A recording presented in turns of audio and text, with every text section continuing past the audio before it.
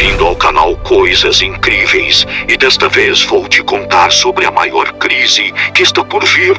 Preste bem atenção, meus queridos, nesta informação enquanto estiver disponível. Se você é uma pessoa bem informada e sabe a importância de uma boa informação, não terei dúvidas que irá assistir até o final e irá se inscrever neste canal para se manter informado. E já aproveite e deixe aquele joinha. Enquanto a maioria das notícias fala sobre a imposição de bloqueios obrigatórios e a distribuição de dinheiro aos cidadãos, há um problema que está se expandindo rapidamente nos bastidores de todas essas notícias.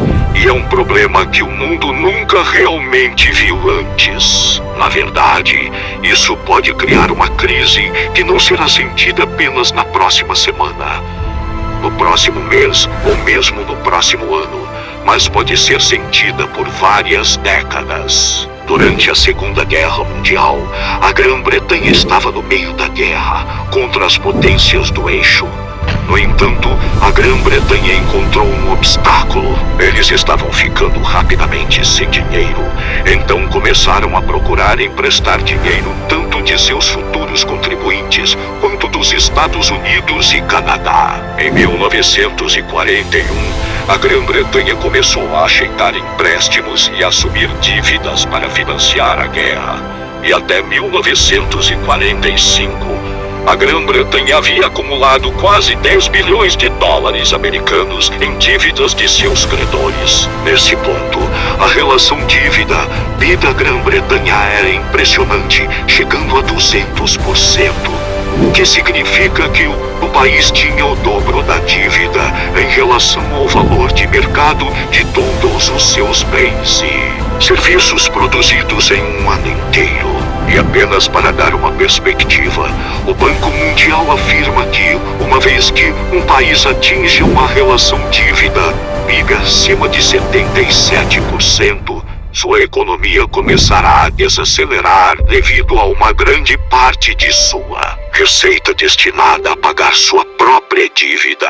Portanto, depois que a guerra terminou, a Grã-Bretanha acumulou uma dívida tão grande que não poderia pagá-la em um ano, 5 anos, 10 anos ou mesmo 20 anos. Você vê, em 29 de dezembro de 2006, a Grã-Bretanha fez seu último pagamento de sua dívida da Segunda Guerra Mundial aos Estados Unidos e Canadá.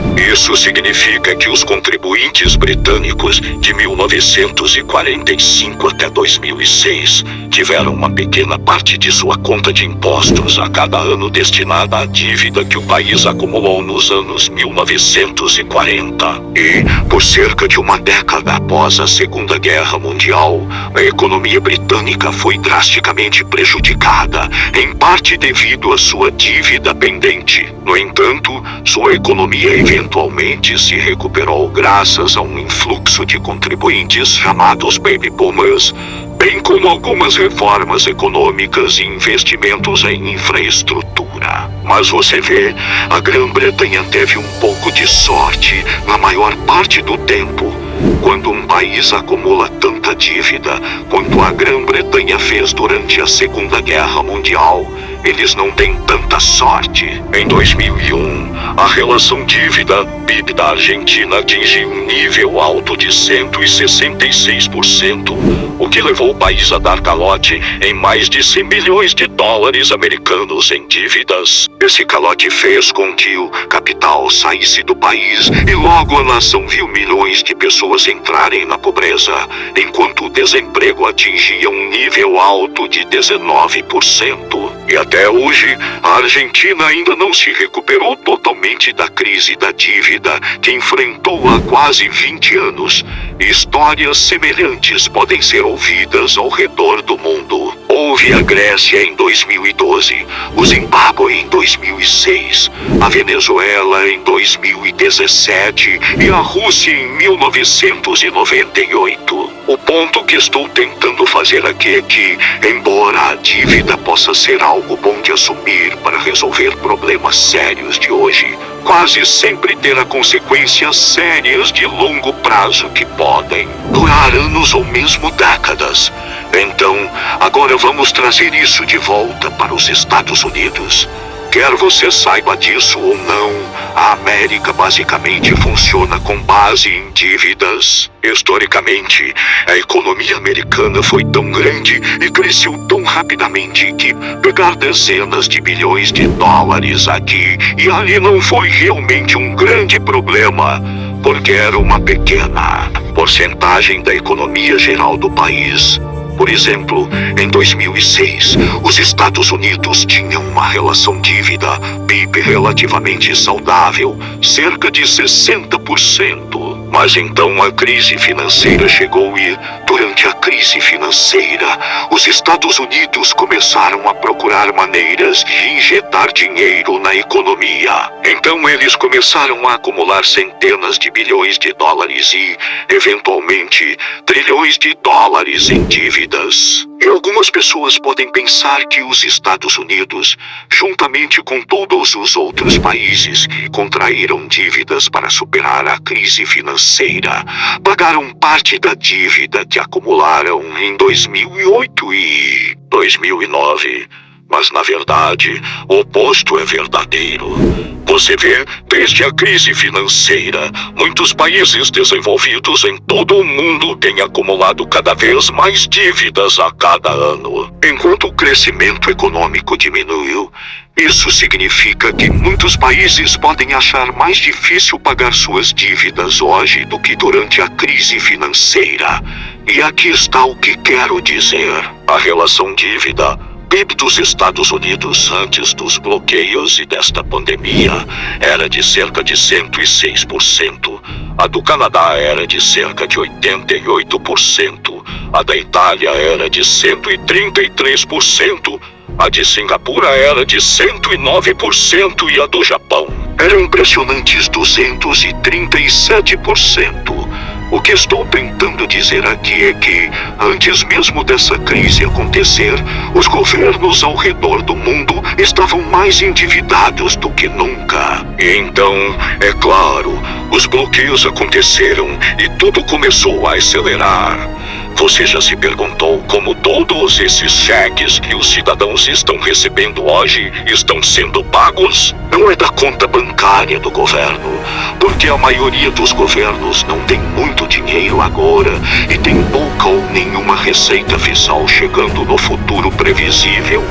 Tudo isso está vindo da dívida. Portanto, sim, todos os pacotes de ajuda e estímulo que todos os países do mundo estão distribuindo são essencialmente uma forma de dívida que os cidadãos pagadores de impostos terão que pagar nas próximas décadas. Na verdade, se você mora nos Estados Unidos agora, aproximadamente 1 a cada 10 dólares de imposto que você envia para o governo federal vai diretamente para o pagamento de juros da dívida nacional, e não para nenhum programa governamental.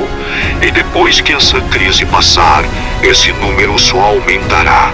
Isso levanta uma situação assustadora. Muitos países, como os Estados Unidos, acumularam tanta dívida durante esses poucos meses que não conseguirão pagar por alguns de seus programas governamentais no futuro. Então coisas como seguro social, que já está com poucos fundos, educação, militar, cuidados de saúde, ou todas essas coisas podem sofrer cortes significativos no futuro para pagar pelos pacotes de estímulo hoje. E se um governo quiser manter todos esses programas sociais em seu nível atual, sem acumular mais dívidas no futuro próximo, terá que fazer algo impopular com seus cidadãos, que é aumentar os impostos. Agora, eu gostaria apenas de mencionar que é altamente improvável que países desenvolvidos como os Estados Unidos, Canadá ou Reino Unido entrem em default em seus empréstimos, o que levaria os países a uma depressão ainda mais profunda. Mas é bastante provável que a dívida que está sendo acumulada hoje acabe desacelerando o crescimento econômico futuro, aumentando os impostos futuros e reduzindo o financiamento futuro para programas sociais. Esse efeito pode se irradiar por décadas, o que significa que as crianças nascidas hoje em 2020 provavelmente estarão pagando uma parte significativa desses pacotes de estímulo quando se tornarem adultas. E a dívida do governo não é o único problema de dívida que temos no mundo agora. Você vê, antes mesmo da crise começar, os lares já estavam acumulando níveis recordes de dívidas também. Em 2020, os lares nos Estados Unidos tinham aproximadamente 14 trilhões de dólares americanos em dívidas, o que é o maior nível de dívida da história. Em 2008, os empréstimos estudantis representavam aproximadamente 611 bilhões de dólares americanos em dívidas domésticas, enquanto hoje são cerca de 1,6 dólares americanos trilhão em dívidas domésticas. E quando você junta tudo isso, você verá que o lar médio tem aproximadamente 100 mil dólares americanos em dívidas, enquanto essas mesmas famílias têm, em média, apenas 7 mil dólares americanos em economias. E isso é antes mesmo de a crise realmente começar. Portanto, sim, a dívida é uma ferramenta útil para resolver problemas imediatos, mas tem consequências significativas a longo prazo. E quando você tem todos esses problemas de dívida, tanto no nível do governo quanto no nível doméstico, e os combina com uma crise global como a que estamos passando agora, você tem uma situação que pode criar uma crise econômica que dura décadas. E meu amiguinho e amiguinha gostou do vídeo? Fiz ele com muito carinho para você. Por favor, considere se inscrever neste canal e envie este vídeo para aquele grupinho de amigos e parentes para que a informação seja passada. Tenha um dia incrível e até o próximo vídeo.